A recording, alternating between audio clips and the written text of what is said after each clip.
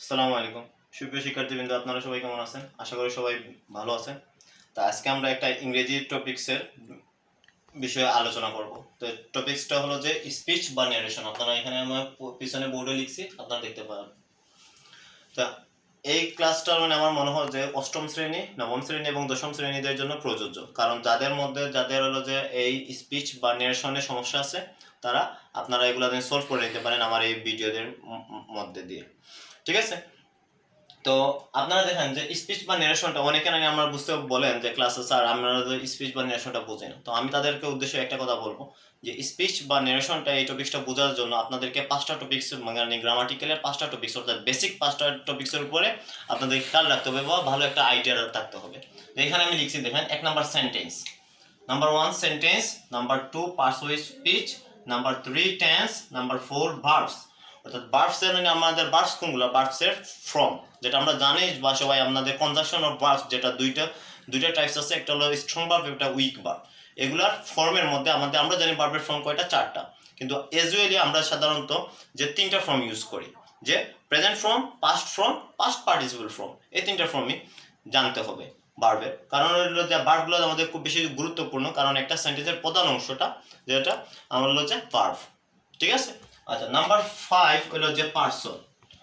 যে যাদের এই টপিক্সের মধ্যে বা এইগুলোর মধ্যে দুর্বলতা আছে বা কোনো কিছু ল্যাক অফ আছে, তাহলে আমার মনে হয় যে স্পিচটা বোঝা পসিবল না। তাহলে আপনাদেরকে আমার অ্যাডভাইস থাকবে যে আপনারা যদি গ্রামাটিক্যাল, অর্থাৎ এক কথা আমি বলতে পারি যে গ্রামাটিক্যাল যদি আপনাদের ভালো করে বুঝতে হয়, তাহলে বোঝার জন্য আপনাদেরকে এই 5টা টপিক্সের মধ্যে ভালো করে আয়ত্ত থাকতে হবে। ঠিক আছে? আশা করি সবাই বুঝতে পারছেন। তাহলে এখন দেখেন আমরা স্পিচ বা ন্যারেশনটা শুরু করতেছি কিভাবে। তো আপনারা স্পিচ বা ন্যারেশন বোঝার আগে এই 5টা টপিক্সের মধ্যে ভালো করে আইডিয়া নিয়ে নেবেন। তাহলে স্পিচ বা ন্যারেশন হলো দুইটা টাইপস আছে। একটা হলো যে ডিরেক্ট স্পিচ, ভালো করে খেয়াল করে দেখেন। নাম্বার 2 হলো যে ইনডিরেক্ট স্পিচ, ইনডিরেক্ট স্পিচ। তাহলে ডিরেক্ট স্পিচ কি? যেটা হলো যে কোনো বক্তা বা কোনো মানুষ বা কোনো একজন ব্যক্তি সরাসরি যে কথাটা তাকে কাউকে বলে বা কাউকে উদ্দেশ্য করে মিন করে বা বোঝায়। আর ইনডিরেক্ট স্পিচটা যে বক্তার কথাটা যে আমরা উল্টিয়ে, আমি সহজ কথায় আপনাদেরকে বোঝানোর চেষ্টা করতেছি, যে উল্টিয়ে বা বিপরীতভাবে বলা হয়, সেটা হলো যে ইনডিরেক্ট স্পিচ। তাহলে ডিরেক্ট স্পিচের মধ্যে আমরা এখানে আগে জানতে হবে যে আমাদের এখানে আছে, যে আমি এখানে লিখলাম, যে আপনারা খেয়াল করেন যে he said to me, he comma inverted comma দিলাম, হি সেড টু মি যে I have done my job, আমি এখানে লিখলাম। তাহলে এখানে দেখেন, এখানে একটা ডিরেক্ট স্পিচে যে দুইটা পার্ট থাকে, সেন্টেন্সের পার্ট কয়টা থাকে? দুইটা থাকে। আমাদের এখানে এই যেখান থেকে শুরু করে কমা, ইনভার্টেড কমার পূর্ব মুহূর্ত আর ইনভার্টেড কমার মধ্যে একটা অংশ, আপনারা ভালো করে খেয়াল করেন। তাহলে এই দুইটা পার্টের নাম আছে দুইটা আমাদের স্পিচ বা ন্যারেশন অনুযায়ী। যে প্রথম পার্টকে, অর্থাৎ কমার আগ পর্যন্ত, আমাদের এই পার্টকে বলা হয় রিপোর্টিং ভার্ব। কি বলা হয়? Reporting verb. আপনারা ভালো করে খেয়াল করে নেবেন। আর আমি আপনাদেরকে একটা কথা বলতেছি, যে আপনারা এখানে খাতা নিয়ে বসবেন, যে আপনারা ইজিলি, যাতে আমি যে টপিকস বা যে রুলের কথা বলি এগুলো আপনারা খাতায় লিখে নেবেন, নোট করে নেবেন, তাহলে আপনাদের জন্য বুঝতে আপনাদের ইজি হবে। ভিডিওটা পজ করে আপনারা কি করতে পারেন? এগুলো নোট করে নিতে পারেন। ঠিক আছে? একটু সময় নিয়ে দেখবেন, তাহলে বুঝতে পারবেন রিপোর্টিং ভার্ব। আর এই ইনভার্টেড কমার মধ্যে যে পার্ট আছে, এটাকে আমরা বলি রিপোর্টেড স্পিচ বলি। ঠিক আছে? সবাই বুঝতে পারছেন যে এই যে ইনভার্টেড কমার মধ্যে বক্তার কথাটা থাকে। যেমন ধরেন এখানে আমি বলা হয়েছে যে হি সেড টু মি, তাহলে এখানে বক্তাটাকে হি, সে বলতেছে। কাকে বলতেছে? আমাকে বলতেছে। I have done my job. তাহলে এইটা কার কথা? এইটা হলো যে এই হির কথা, যে হি বা সে বলছে। কাকে বলছে? আমাকে বলছে। তাহলে এটাকে আমরা ইনডিরেক্ট করি। তাহলে আমরা জানি যে অষ্টম, নবম এবং দশম শ্রেণীতে স্পিচটা আছে কি? প্যাসেজ ন্যারেশন অনুসারে, মানে প্যাসেজ আসে, প্যাসেজ আকারে আসে। তাহলে আপনাদের প্রতি আরেকটা অ্যাডভাইস হলো যে আপনাদের প্যাসেজ ন্যারেশনটা বুঝতে হলে আপনাকে আগে সেন্টেন্স ন্যারেশন করতে হবে। তাহলে আমি আপনাদেরকে আগে প্রথমে সেন্টেন্স ন্যারেশনটা ভালো করে বুঝিয়ে দিব, তারপরে আমরা ধীরে ধীরে প্যাসেজ ন্যারেশনে যাব। তো আমার মনে হয় যে আপনারা যদি সেন্টেন্স ন্যারেশনটা ভালো করে বুঝতে পারেন, তাহলে আমাদের কি করবে? প্যাসেজ ন্যারেশনটা একদম আপনাদের জন্য ইজিলি হবে। ঠিক আছে? আচ্ছা, এখন দেখেন আমরা ন্যারেশনের রুলে যাব, আমরা ন্যারেশনগুলো কিভাবে করব। বা স্পিচটা কিভাবে আমরা এখানে আমরা জানি, এখানে কিন্তু অনেকে কনফিউশন লাগে যে এটা নেরেশন না স্পিচ, তাহলে কোনটা করতেছি। আর সত্যিকার অর্থে স্পিচ এবং নেরেশন দুইটা সেম জিনিস, আমরা দুই অর্থে ইউজ করি। দুই অর্থে যে আমি বলতেছি যে আপনাদের দুইটাকে দুই কথা বলা হয়, ঠিক আছে, যে আর কাজটা কিন্তু সেম। তাহলে দেখেন আমরা প্রথমে হলো যে আমরা স্পিচ বা নেরেশন, আমরা জানলাম যে নেরেশনের বা ডিরেক্ট স্পিচের পার্ট কয়টা থাকে, দুইটা থাকে। একটা হলো যে রিপোর্টিং ভার্ব এবং রিপোর্টেড স্পিচ, এই দুইটা কথা কিন্তু জানা খুবই জরুরি। আমি আবার বলতেছি যে কমা ইনভার্টেড কমার পূর্ব মুহূর্তে যে সেন্টেন্সটা থাকে তাকে কি বলা হয়, রিপোর্টিং ভার্ব। কমা এবং ইনভার্টেড কমার পরে এবং ইনভার্টেড কমার মধ্যে যে অংশটা থাকে সেটাকে বলা হয় যে রিপোর্টেড স্পিচ। তাহলে দেখেন আমরা যে প্রথমে, এখন দেখেন যে আমাদের প্রথম রুলটা নেরেশন, সেন্টেন্স নেরেশনে যাওয়ার পূর্ব মুহূর্তে আমাদের প্রথম রুলটা হলো যে টেন্স চেঞ্জ, মানে অর্থাৎ টেন্স চেঞ্জ।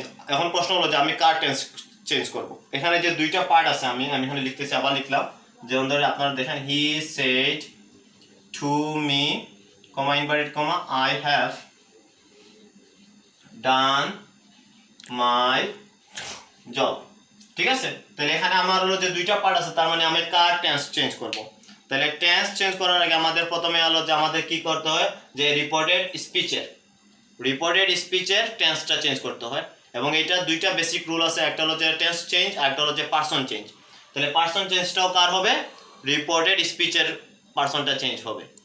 তাহলে দেখেন তার আগে আমি একটা কথা বলে ফেলি আপনাদেরকে, যে রিপোর্টিং ভার্বও কিন্তু চেঞ্জ হয়। তাহলে রিপোর্টিং ভার্বটা চেঞ্জ হয় কি অনুসারে, রিপোর্টিং ভার্বটা আমরা যে আমাদের সেন্টেন্স কয়টা আছে, পাঁচটা আছে। Assertive sentence, interrogative sentence, imperative sentence, objective sentence, exclamatory sentence. তার মানে স্পিচটা সেন্টেন্সের উপরে ডিপেন্ড করে, ঠিক আছে। তাহলে আমরা আজকে আপনাদেরকে দুইটা বেসিক রুল দেখাই দিব, যে ভালো করে দেখেন। যে আমরা প্রথমে পারসন চেঞ্জ, কার পারসন চেঞ্জ, রিপোর্টেড স্পিচ। আমি এখানে লিখলাম রিপোর্টেড স্পিচের পারসন পরিবর্তন। তাহলে কিভাবে পারসন পরিবর্তন করা হয় সেটা দেখেন। এক নাম্বার হলো, আমরা জানি পারসন কয় প্রকার আছে, আমাদের 3 প্রকার। যাদের এগুলাতে দুর্বলতা আছে আপনারা আমার সাথে সাথে শিখে ফেলতে পারেন যে পারসন কয় প্রকার, 3 প্রকার। First person, second person, third person. তাহলে ফার্স্ট পারসন কাকে বলে, আমি সহজ কথায় আপনাদেরকে বুঝিয়ে দিচ্ছি, দ্বারা, অর্থাৎ আমি, আমরা, আমাদের, এগুলো হলো যে ফার্স্ট পারসন। অর্থাৎ আমি বলতে পারি, ইংলিশে বলতে পারি I, me, us, we, our, এগুলো কি ফার্স্ট পারসন। সেকেন্ড পারসন হলো যে তুমি দ্বারা, যে তুমি, তোমরা, তোমাদের, এগুলো হলো যে সেকেন্ড পারসন। যেমন ধরেন আমরা ইংলিশে বলতে পারি ইউ, ইয়োর।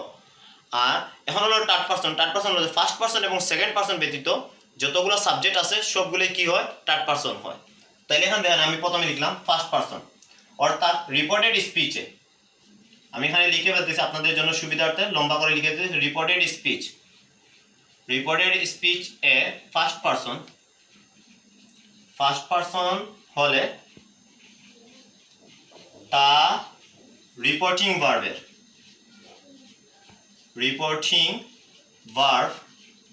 ভার্ব এর সাবজেক্ট অনুসারে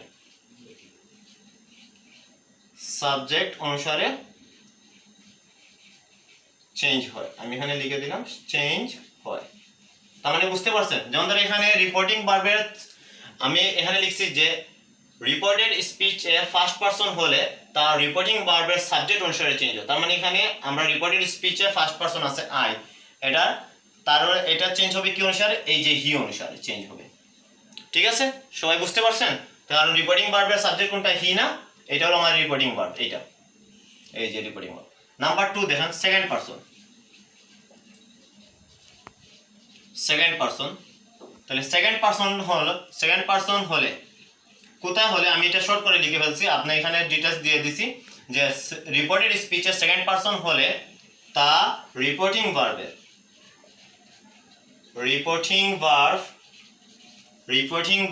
এর অবজেক্ট অনুসারে চেঞ্জ হয়, ঠিক আছে। নাম্বার 3 দেখেন থার্ড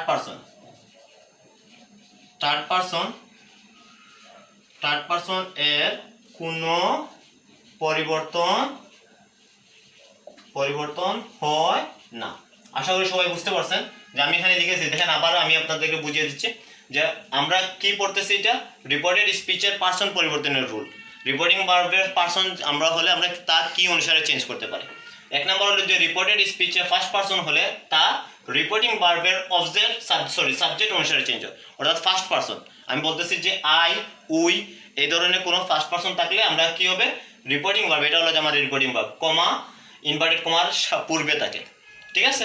নাম্বার 2 হলো যে সেকেন্ড পার্সন হলে তা রিপোর্টিং ভার্বের অবজেক্ট অনুসারে চেঞ্জ হয়। আমরা জানি পার্সনটা কার চেঞ্জ হবে, রিপোর্টেড স্পিচে। তাহলে এখানে সেকেন্ড পার্সন কি যদি থাকে, যেমন ধরো সেকেন্ড পার্সন কি আমি বলছি ইউ, ঠিক আছে নি, ইউ বা ইওর, ঠিক আছে। তাহলে এটা অনুসারে কি হবে, রিপোর্টিং ভার্ব অবজেক্ট। অবজেক্ট কোথায় থাকে, এই যে এখানে সাবজেক্টের পরে যা থাকে সেটা হলো অবজেক্ট, ঠিক আছে। এখানে যদি অবজেক্টটা আবার কিন্তু হবে কি হতে হবে, পার্সোনাল অবজেক্ট হতে হবে, ঠিক আছে, অর্থাৎ সাবজেক্ট, ঠিক আছে। আচ্ছা, নাম্বার 3 হলো যে থার্ড পার্সনের কোনো পরিবর্তন হয় না। আশা করি আপনারা সবাই পার্সনটা, এই যে পার্সনের রুল, আর কোনো রুল নাই, ঠিক আছে। তাহলে এখন আমরা দেখেন নাম্বার পরবর্তীতে যাব। পরে আমাদের পার্সন চেঞ্জ করার পরে কি হয়, টেন্স পরিবর্তন। তাহলে টেন্স পরিবর্তন আমরা কিভাবে করব দেখেন। আমরা জানি যে আমাদের টেন্স হলো যে, আমরা জানি আমাদের টেন্স প্রধানত কয় প্রকার, 3 প্রকার। যে আমরা জানি present tense, past tense, future tense. আবার হলো যে এই প্রত্যেক প্রকার টেন্সকে কি করা হয়েছে, যে 4 ভাগে ভাগ করা হয়েছে। প্রেজেন্ট, যেমন ধরেন প্রেজেন্ট টেন্সকে 4 ভাগে ভাগ করা হয়েছে, যে present indefinite, present continuous, present perfect continuous. ঠিক ওইভাবে পাস্ট টেন্সকেও ডিভাইড করা হয়েছে 4 ভাগে, ফিউচার টেন্সকেও ডিভাইড করা হয়েছে 4 ভাগে। তাহলে ইন টোটালি টেন্স হলো যে 12 প্রকার। তাহলে এখন আমাদের দেখেন, আমরা রিপোর্টেড স্পিচে টেন্সটা কার চেঞ্জ হবে, রিপোর্টেড স্পিচে। তাহলে দেখেন আমি এখানে আপনাদেরকে লিখে নিচ্ছি যে টেন্স পরিবর্তন নাম্বার 1 আমি লিখে দিই, আপনারা চাইলে লিখে নিতে পারেন। যে এক নম্বর হলো যে প্রেজেন্ট ইনডিফিনিট। যদি রিপোর্টেড স্পিচটা যদি কি হয়, প্রেজেন্ট ইনডিফিনিট টেন্স হয়, তাহলে তা চেঞ্জ হবে কি, পাস্ট ইনডিফিনিট।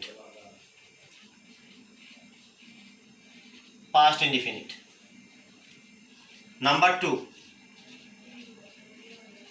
প্রেজেন্ট কন্টিনিউয়াস, তা হবে কি, past continuous.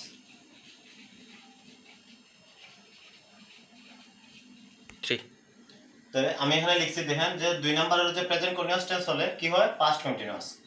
Present perfect tense হলে past perfect, present perfect continuous tense হলে past perfect continuous, past indefinite হলে পাস্ট পারফেক্ট, পাস্ট কন্টিনিউয়াস হলে পাস্ট পারফেক্ট কন্টিনিউয়াস। এই যে 6টা আমাদের, আমি আগে বলছিলাম যে আমাদের টেন্স টোটালি কয়টা, 12টার মধ্যে আমি এখানে 6টা লিখছি।